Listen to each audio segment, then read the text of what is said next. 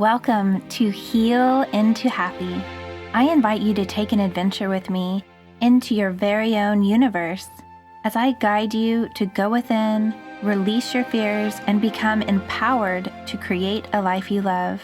I am your host, Lark Allen. My intention is to help you shine a light on everything that is keeping you from being truly free. You can expect this healing journey to be filled with love, laughter, clarity, and fun. Are you ready to take a leap of faith? Let's go. Okay, welcome. So, Kristina, I was so inspired by everything that she shared that I am so excited to welcome her back for us to dive deeper. And she has such an epic healing to happiness story. And I just want us to have a free flowing conversation, and I'm going to ask her for all of us to hear. Kristina, welcome back. And how have you healed into happiness? Thanks. That's the biggest, broadest question. I was like, where do I even start? Well, we were kind of talking about this before we started. So just to give some background, I was diagnosed in 2014, finally, after a couple of years of dealing with some major illness with Lyme disease and mold toxicity and heavy metal poisoning and all kinds of stuff. I would say I was on my awakening journey long before that, but that was definitely like the lowest of the low for people that have been there with a chronic illness and an invisible one for sure. And you've been to all the people that tell you you're totally healthy and everything's fine, but you know you're not. I mean, you know that bottom feeling. But this isn't about that. This is about how... Well, before we move on from that, that's another thing we probably should have been recording while we were talking, but that's a place that people get stuck. They get stuck. They get stuck in the sickness. They get stuck in the illness. They go to all of these people, maybe they aren't being validated with how they're feeling, and they get put on antidepressants and anti-anxiety medicine. And then you go on that slippery slope of pharmaceutical hell. And I can say that it's a hell because I've personally been there, and I've watched family members absolutely deteriorate from being added. Okay, well, this antidepressant isn't working. Get the booster antidepressant and get this medicine. And you get so tuned out because you're just this medication ball instead of a human, And so I feel like this is such an important topic and I'm just like so intrigued, you ended up doing this by empowering yourself and saying no, and I'm going to step into my sovereignty and figure all of this out. So I'm so excited to dive into.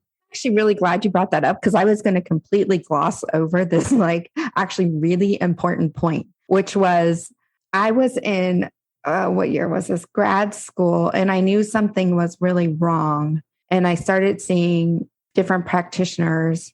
And you raise a really good point, which is to really tap into our intuition and trust our inner voice. So I knew something was wrong, but I was kept being told everything is fine. And so I wasn't okay with that answer. I wasn't okay that everything's fine. And I wasn't actually, I should even say, I wasn't even seeing at this point, I was long off the allopathic conventional medicine wheel. So I was seeing a bunch of alternative integrative doctors who were telling me this still. And I was like, no, something's still off. There was one allopathic doctor I saw that suggested that I be put on like bipolar medication. And I'm really glad I didn't listen, because I was like, no, that's not the problem. Because if I had, I probably would have ended up 6 feet under the ground. But I didn't listen because I knew that wasn't the issue. And even still, with all like the band-aiding of hormones and other things, I knew that that wasn't the issue. And just because the other thing too is my husband at the time and my dogs were getting sick. So it's like, it wasn't just me. I was in tune that something was generally off, like not just with me, but with everybody in the family. Right. So I think you're right. It's really important not to gloss over this idea that we're often told. I'm guessing that many of the clients that I'll end up seeing over my time working with people, I mean, I have one now, same situation where, basically you're told you're a hypochondriac, you're crazy, you don't know what you're talking about. I was like, but I know my body. And I think people really have to tap into that knowing and that trust of like, I know how my body's been operating for whatever it was at that point, 40 years, 35 years, and something's off, right? So I need to tap in and understand that there's something off and trust that my body is like sending me a message to keep digging and keep looking and keep exploring to find truth. And so I think that is a really good point. Thankfully, though, like I was saying, I did find a doctor that believed in me, which was actually one of the most amazing, beautiful gifts anybody probably has ever given me. And so he heard and saw me for what I was experiencing and was able to come up with a proper diagnosis and plan. And we started working together. But I reached a plateau and I still knew something was like missing. And I would say like, that's when I really, and also that's when I really started diving in more to like the spiritual, the intuitive, the emotional, the energetic work that I think is really important that people do. And that's where I really started to like, I would say, escalate my own awakening and my own diving in, healing into happy and all of that. The other thing personally, I was always against was taking on a label. So one of the things I see a lot of times in groups is people will say, we'll use Lyme disease, for example. I have Lyme disease, and then they own it. Like, I'm not owning that. No. I mean, I'm not going to be stupid and not live my life recognizing that there were some things I had to deal with, but I'm also not going to carry this label around with me everywhere as if I can't heal past it. Right. So that was really important. Because on a cellular level, that gets stamped into every cell of your body. We can live in fear and we can live in this and that, or we can live in feeling into how there's so much about our immune system and about our whole body that we haven't been taught, but we can remember, right, and believe in ourselves and our healing ability, and that God is actually a huge part of, animating us on a daily basis. So diving into the spiritual and everything can definitely make a huge difference. Yeah, for sure.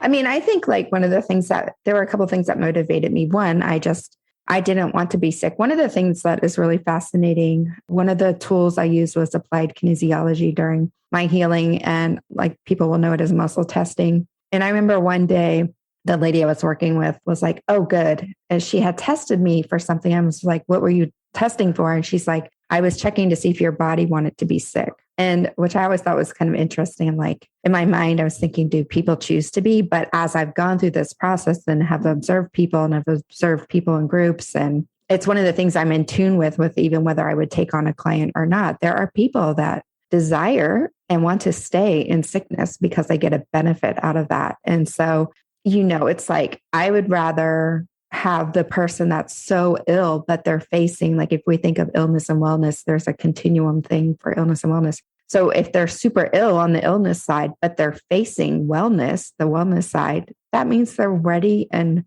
willing and able to move to that side, even though it might take some years. And then there's people that are on the wellness side, but they're facing illness. And it's like, which way do you want to stand? Do you want to stand towards illness or do you want to stand towards wellness? So that was like a really big choice for me to stand towards wellness and to have that mindset that I'm not taking on a label. I'm standing towards wellness and I'm walking towards wellness. Another important thing was setting expectations. So I think a lot of times people, especially when they've been chronically ill, just so desire to get better. And I totally get that. But probably another great gift that my doctor gave me, I remember he diagnosed me, it was like 2 days before Thanksgiving in 2014. He said to me, plan to expect 4 to 5 years that you'll be working on this.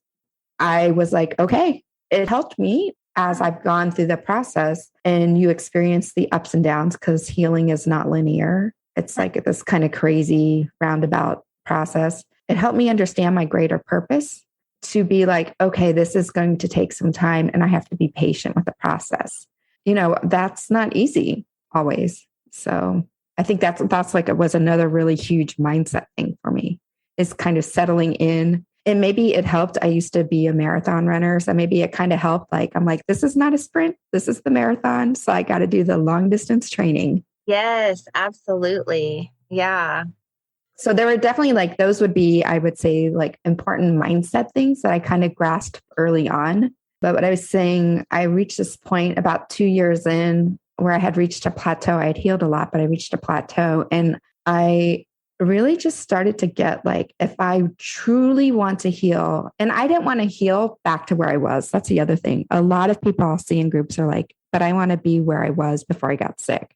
And I find that interesting because I'm like, why? I mean, there's a reason you got sick. Why do you want to go back to where you were before you got sick? Because, you got to sickness probably because of where you were at. So things need to change, whether that's, mindset or stress or how you're physically being in the world or whatever it is. So I didn't want to go back to being that person, which is maybe a broader construct or comment on this concept of return to normal. That's what got you where you are. So I didn't want to return to my normal. I wanted to create something new for myself and wanted to create a higher baseline from even where I was before. So that also was very helpful. So it wasn't like, I'm okay with this plateau. It's like, no, let me heal past this plateau and heal to a higher level. And what does that look like? And what does that mean for me? And that's really what drove me into this spiritual, energetic, emotional journey of a lot of deep work and deep healing and understanding. So that I would say that was like the start of they call the hero's journey. So finding your purpose and why you got sick. So it no longer became like, oh, I have this diagnosis. It was like, okay, this happened. Let me understand what's the bigger purpose in this. And what am I here to learn from this? And what am I here to learn about myself? And what is this journey I'm on? And how can this diagnosis help me? So one of the first questions I ask clients now is when they show up. For example, there was a woman I was talking to who has cancer. So I asked her, I said, what is your cancer here to teach you? And I think it's just such a profound question. So whatever anybody's dealing with, I have another friend that has Crohn's. What is your Crohn's here to teach you? For me, what was Lyme? What was mold toxicity here to teach you?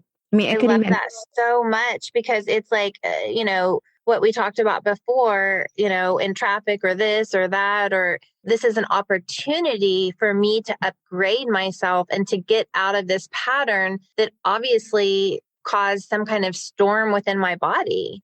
Exactly. Right. I love that. Because again, like that storm was created because of what you were doing. So if you're going to go back to exactly what you were doing, the storm isn't going away. And I think sometimes people slowly get to that concept. Unfortunately, I would even say for myself, there were probably things along the way that I could have seen, like the red flags in my health along the way, even though by most standards, I was healthier than most people, but just my own personal red flags that I needed to hit this kind of wall to be like, no, you can't go back to the way things were. And so that required a lot of radical change and acknowledgement.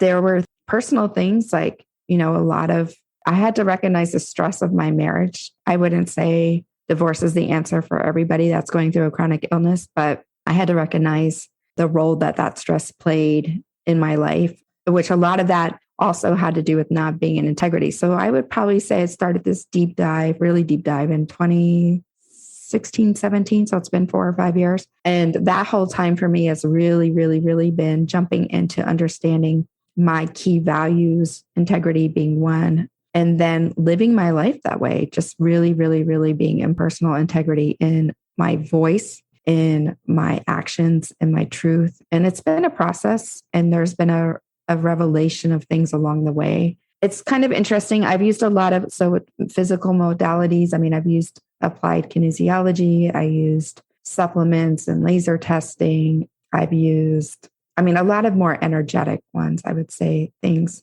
I didn't go the allopathic route in my healing process because I really wanted to address the root cause for me and reestablish homeostasis in my body. And that was a goal of mine. So a value that I was holding through my healing process. And I think that's the other thing people have to decide, like, what is it that I value through the healing process? So that was one thing for me. There's like the outward things, massage, acupuncture, all of that. But what is laser testing? You're asking me, and I'm like, I just went and did it. Like an applied kinesiology approach, they identify all the things that are impacting your body. This is kind of like the same idea of NES, and we'll talk about that more, I know, in another one. But where we identify like what's depleting the body and then prioritize what needs to be cleared. They will use the frequency of the things that need to be cleared from your body through laser light to help heal your body. So it's kind of like homeopathy, I guess I would say, but with like laser light therapy. Does that make sense? Wow, that is so cool. Yeah, I had another friend. Once you started doing that, like, is the change pretty immediate, or how does that work? It actually is. So this is where I really jumped more into the energetics of our bodies. So this is probably one of the first things I did when I decided to dive deeper. And I would go for 3-day sessions. I was seeing a guide and would go for like a 3-day session and it would knock you out. So I took my dog at the time. We'd rent a hotel room because he was in a different city, get like in 1-hour session one day. And literally I would sleep for like 24 hours, see him for like an hour the next day, sleep for like another 24 hours. So just like your body is just being given space to kind of reestablish itself. I guess I would say it that way. Rebalance itself would be another way to think of it. So yeah, it is really fast. I mean, obviously, you've done Nest. So again, it's the same kind of ideas with the infoceuticals, right? Okay. Wow. Yeah. That's really cool. So it's supporting your body in the areas where it needs to.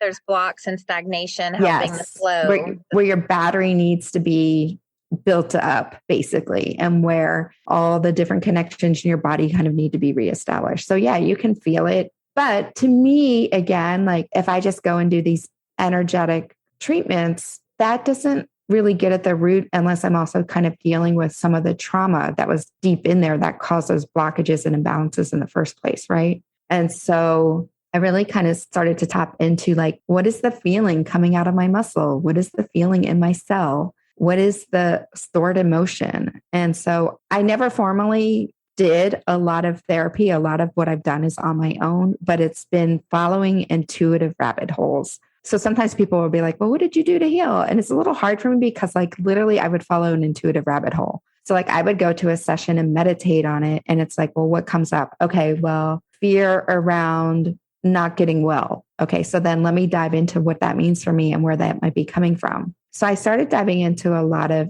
current life and even past life stuff. So what in this current life would make me be fearful of not being well? You know, where was I basically like choked out at times? Or where was my life threatened? Things that have actually happened to me, right? So I had to heal through those things. Where was my life put in danger? Where did I not feel safe? And so then a lot of that too is recognizing like what part of your chakra system is being impacted. So I had to do a lot of root work, feel around safety and security and understanding like, okay, maybe I wasn't feeling safe and secure from my family unit, but that doesn't mean I cannot create that safety and security within myself now, right? And I used to also seek safety and security in relationships from like external sources from men, but then would seek out the wrong type of men because I didn't realize that safety and security needed to come from within. So literally one little session would jump me down all these rabbit holes. And so then I would slowly just kind of explore them and see what needed to be healed or what would show up for me. And it feels so like random and chaotic, but I don't know, but it also wasn't. Does that make sense at all? It 100% makes sense. And it totally ties into what we talked about in our first podcast together around, really tuning in and listening to the feminine, the masculine, and our inner child. And through all of your exploration of all of the different parts, you were discovering that. And so that in itself could be the biggest healing modality. Like you were supporting your biological body in all of the ways that it needed to heal and detoxify by all the different modalities you were doing. But you were also opening up your heart and exploring that whole inner universe that you have within that maybe felt like it wasn't being heard.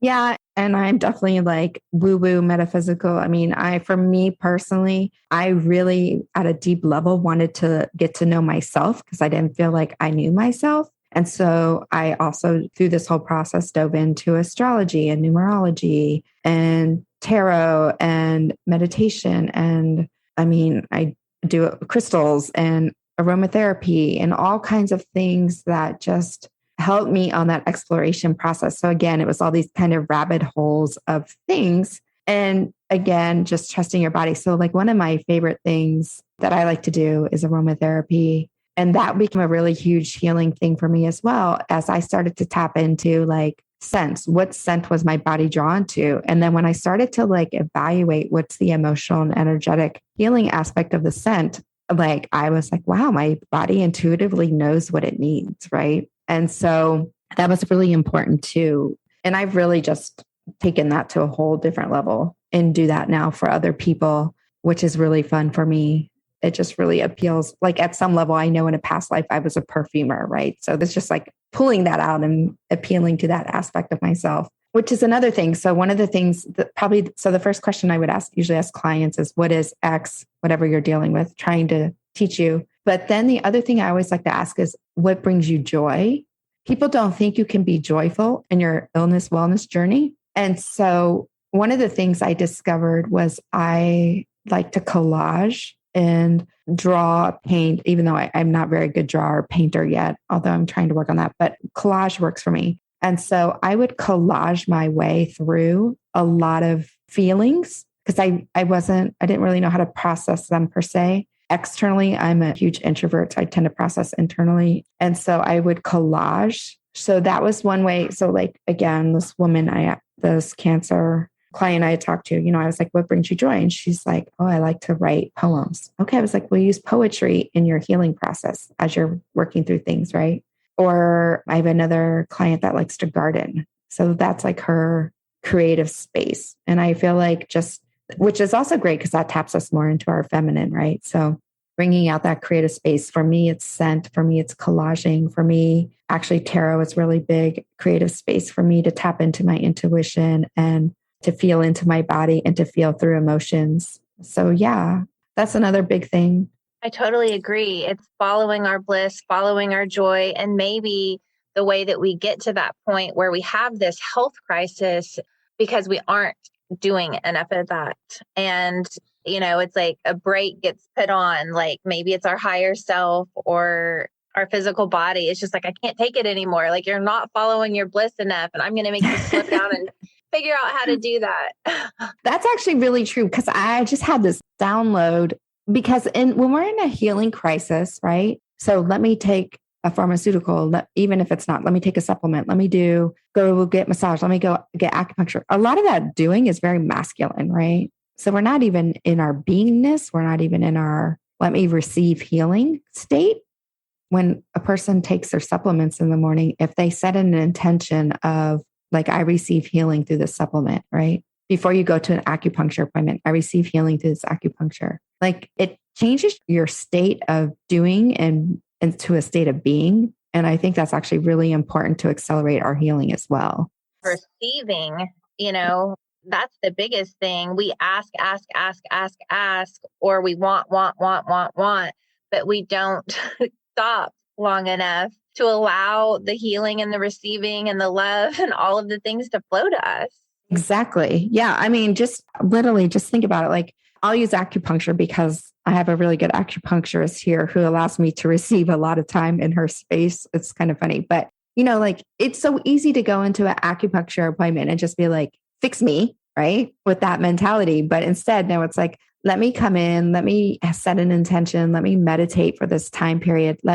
I tend to take really great, fantastic naps during acupuncture. And my lady's really funny because she'll usually check in and she's like, how much time can I give you today? Which is great. Like, I love that she allows me to take a 2-hour nap on her table if I want one. So, it's just like, yeah, I'm going to receive this time to let my body replenish and receive all the healing it needs to get while I'm here. So that's really cool. Ooh, I need to come visit you and just experience all of your healers. Yeah. Well, yeah. I mean, I can give you a healing. I didn't do that when I saw you last time.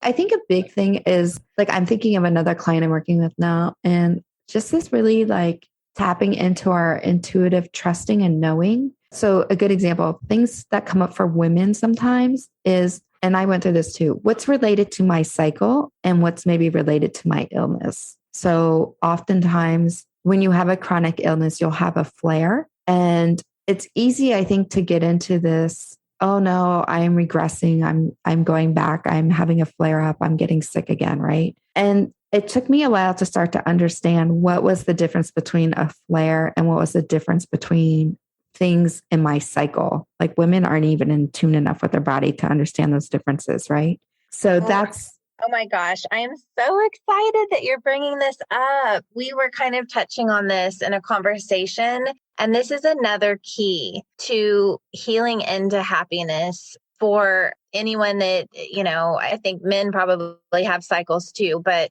through really starting to understand and tracking and knowing our cycle. And there's like specific foods that our body craves, and there's specific things that we can do, and honoring the detox that happens during our cycle, and just being excited to let that detox happen. And oh my goodness, this is yes, I'm so happy that you brought that up, because that is so empowering. And I really feel like we're all being called to know, when is my stage of ovulation? When is this? When is that? And mastering that, honoring it, loving ourselves through each of the different stages, because we feel completely different in each stage. Mm-hmm. Yeah. And I think it's especially too, like, again, having gone through, like, for me, mold toxicity was a big thing. So it's like when I was healing, is my migraine, that was one of my major symptoms. Is my migraine because my hormones are off, or is my migraine because I had a mold hit and I need to be aware of the environment I was just exposed to? And so those are very, very minute, nuanced feelings within the body. And so really, really, really tapping into, like, where in my body am I feeling the migraine? Is it just in my head, or am I feeling it elsewhere? And starting to be able to discern which one is related to, oh, okay, I recognize my hormones are off this cycle, or I recognize I just was in a building that I got a mold hit from, and that's what I'm responding to. And so those are two totally different things. I mean, now granted, they can sometimes go together because mold can impact your hormones. But when you become really in tune, you can really kind of start to discern, am I having a flare related to the time of my cycle, or am I having a flare related to maybe I'm having a flare up of symptoms because of something I've done or what I've been exposed to. And I think, like, this is one of the things I've been teaching people, and it's really empowering, because how you treat your body too during those times are different as well, right? So if I'm having a flare up because maybe my hormones are off, I know in a couple of days, the cycle will probably go and I'll feel better. I can be patient, kind of ride out the days and understand where I'm at. Whereas if I'm having a major flare up of symptoms related to a condition, I might take a different approach, whether extra rest or supplements, or maybe I actually need to go get a treatment or something, and understanding, like, at what point you deal with that more directly, right? And those are nuanced conversations. Like, I've been working with somebody for about 2 years, and I mean, she's just like so tapped into her intuition and all now. And it's so beautiful to see, because a flare up in the past that would have happened to her would have taken her out for, weeks or months, because she would have gotten caught up in, like, oh, I had a flare up, and then kind of the downward cycle of that. But now it's like, oh, I have a flare up. I recognize what it is. I can write it out. 2 days, I'm good. And then she, like, moves through these so much more quickly, and then they don't impact her life so much. Yeah, the gift of any of these things. Like, I've had PMS where I was diagnosed with, all of the things, and realizing the hero's journey in discovering that our body is a temple and that we can support it in all of the ways. I'm just so impressed that you found all of these things. I can put a link to your Facebook group too within the show notes of this, because you give so many amazing things in your Facebook group, and you help educate about just the importance of the type of water that we drink and how much water we drink, and different smoothie ideas and different workouts that you do. And, I appreciate that so much in you, that you are fully stepping into the queendom domain of your body being a sacred temple, and you have just, like, unlocked all of the different mysteries. Yeah. And I think, like, when people are ready, there's definitely, I mean, I know you and I are at the stage now, there's an up leveling. So I've been called to even up level more personally, and just purifying at a different level just like, I don't even know how to describe it. This complete like cellular regeneration, I guess I would say. But, and that's a whole different level, but you have to work it's a never ending story. I mean, it's not like you're like, oh, I reached the top of the mountain and I'm all good. It's like, no, like another whole level, which opens your perception more, which opens your heart space more, which opens this and that. And I mean, it's just, you end up getting on these paths where there may not be a lot of people on them yet. But I mean, it is actually kind of like the book Elevation that we're both reading, where we realize that there's so much healing and ascension journey to be having. And I'm just really putting together right now, like, wow, all of this is our pathway to ascension. Oh yeah, 100%. And supporting people along that path. Like I was really called into, I've gone deep on this healing journey for myself, but then there was this point where I'm like, wow, I've like amassed all this knowledge and have been able to bounce back from a place where, pretty much not many people thought I would bounce back from. And in a way that's like at a whole different level of thriving. And I'm like, why would I not share that with people? That's what I'm here to do. And, as I've gone through the various modes of diving deep for myself, I mean, I've been clearly shown that that is the work I'm here to do. I mean, it's the work I've done in many past lives, but it's the work I'm here to continue to do. So it's to share that healing with other people. It is kind of crazy. Like when I think of all the things I've done a lot of shadow work. I mean, I definitely always encourage people to dive deep into the dark recesses. I've done it all on my own. I don't necessarily know if I would suggest that. I mean, I think it's always good to find somebody because there's some really dark things that can come up, but we have to be willing to I'm going to take that back. Nobody has to do anything, right? It's a choice. So, and the level with which we're willing to unpeel our onion of healing, right, will depend on each person on what they choose. I've just literally chosen like the biggest freaking onion in the garden. I'm going layer by layer by layer by layer. Like I'm just like, bring it on, right? And not everybody wants to do that. And I get that. And I think that's important too, like for anybody working with anyone is like, how deep do you want to go? And some people honoring. don't. Yeah, exactly. Honoring everybody's choice and the cycles too. Like I've had, people come into work and then they leave for months. And I'm like, okay. Like at first I took it personally. And then I was like, oh wait, this has nothing to do with me. And then they came back and I'm like, they were like, I just wasn't ready to dive a little deeper. And I was like, okay, cool. Like, let's try again. Right. And I had to think of my own journey. It's like, I use with clients this idea of a roller coaster, right? So we're all on some roller coaster of life. Do you want to be on the Hulk or do you want to be on the kiddie roller coaster? So like, I love adult roller coasters, but from a day-to-day place, I really just enjoy riding the kiddie roller coaster. So we have the little ups and downs, and my goal is to be resilient through the little ups and downs and not have anything kind of crazy. And because I used to be addicted to kind of the crazy, and that was the trauma response, and I'm starting to understand I don't need to be going up the biggest incline on the roller coaster to have the biggest dive down the roller coaster to have the biggest, you know what I mean? Like, I just love that analogy so much. I'm thinking of like, they have the, what is it? The Hawk at Disney. What's the one here? Universal. Yeah. And I love that, but I'm like, I don't want my life to look like that. I used to, but I was like, I don't want my life to look like that anymore. So, it's kind of like, what kind of roller coaster do you want to be on? And like, let's work for that. So I want to be on the lazy river with like the 6-inch water drops or whatever. No, just the lazy healing river where you're just floating downstream and just surrendering and allowing and enjoying and basking. I don't know. Maybe I'm a little cynical. I'm like, there's still going to be ups and downs in that little river. I mean, yeah, for sure. But I mean, if that's like my perfect place, then. Oh, yeah, for sure.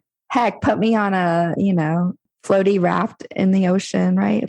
Maybe not the ocean, but a tranquil ocean. But yeah, I feel like I've kind of been all over the place, but there's been so much to it. I think if I was to give people one piece of advice, is open to your intuition and listen to the little things that lead you to. Literally, it could seem so random. I can't think of a specific example, but I know there's been times where I'm like, a particular supplement comes up, like, or a particular essential oil or a particular book comes up that I have never thought of or heard of. And I'm like, what does that mean? And I go to look at it. And as I dive deeper, I'm like, oh, this is exactly what my body needed right now.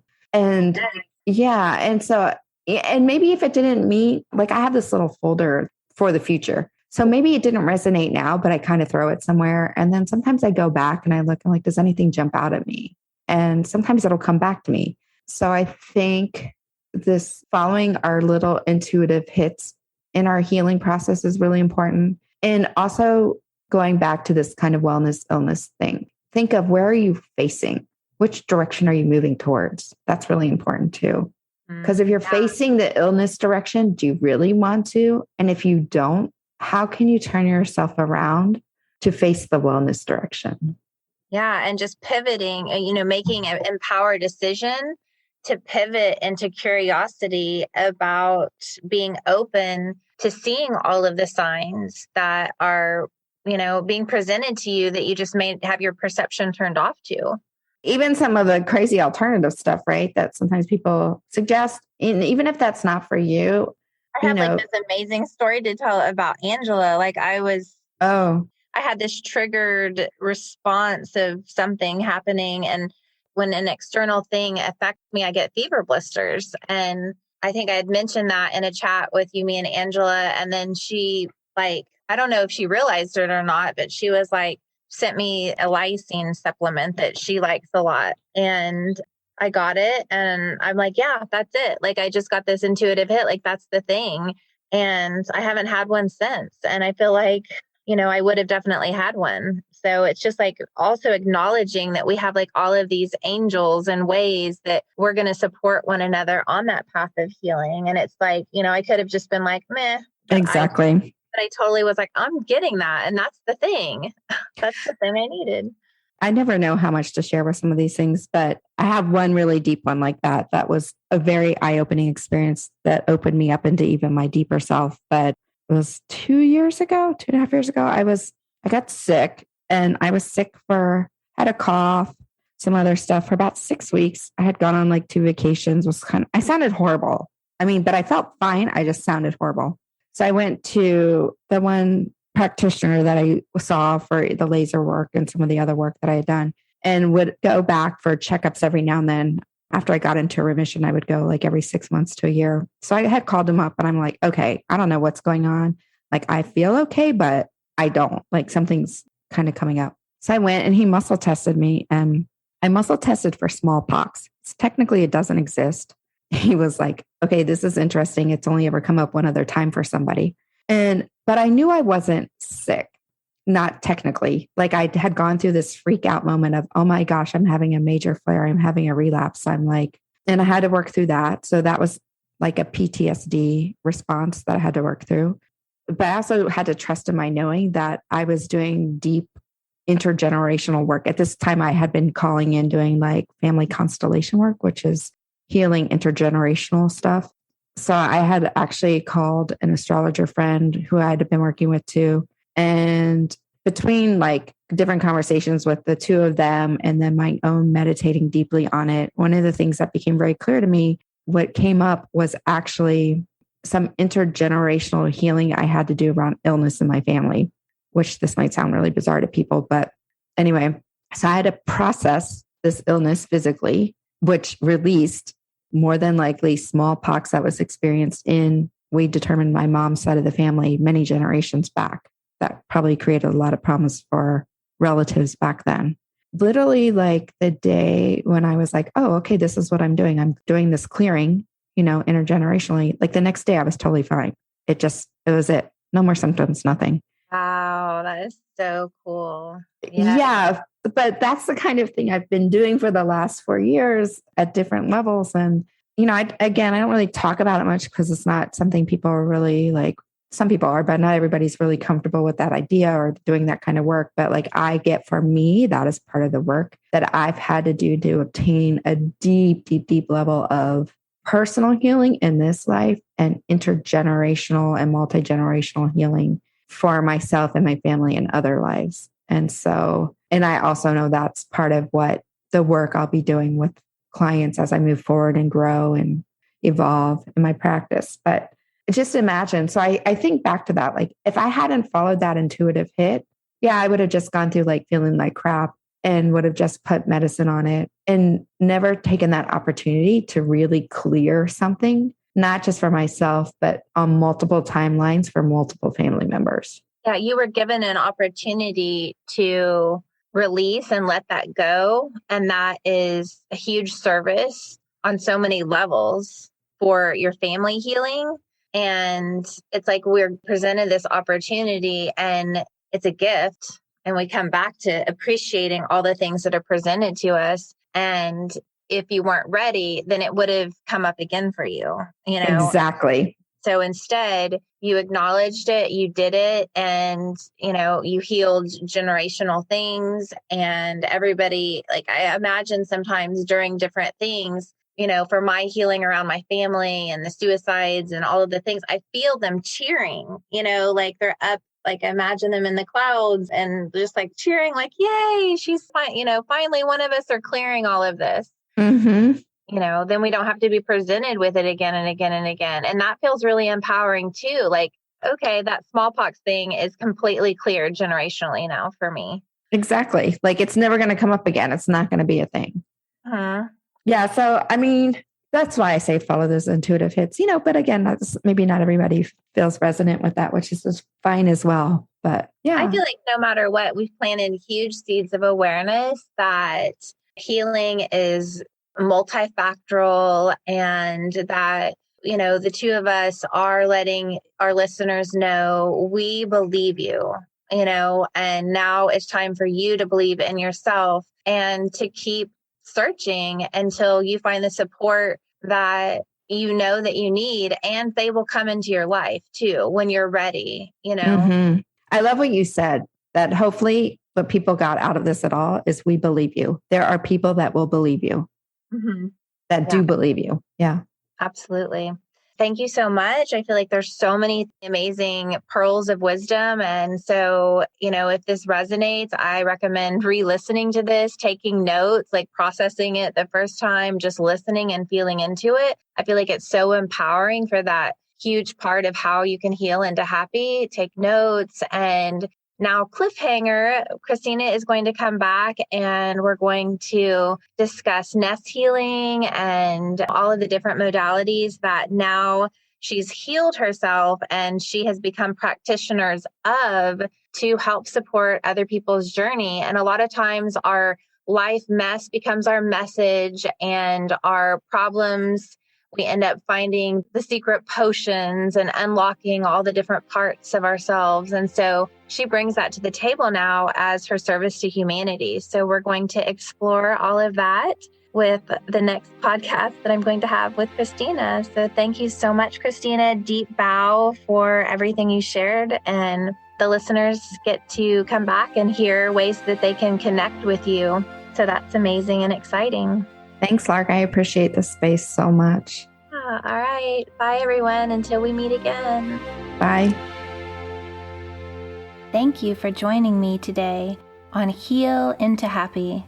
My prayer is that you have gained more insight into your healing journey and that you are one step closer to loving yourself more fully in this now moment. And if you could do me a favor, please leave me a 5-star review over on iTunes. My passion is empowering others on their healing journey, and with your review, you may help others struggling to heal find this message. Be sure to visit me at healintohappy.com for past episodes and more ways to connect with me. Also, please always remember that I am offering you so much love and light as I celebrate the divine sovereign being that I see in you.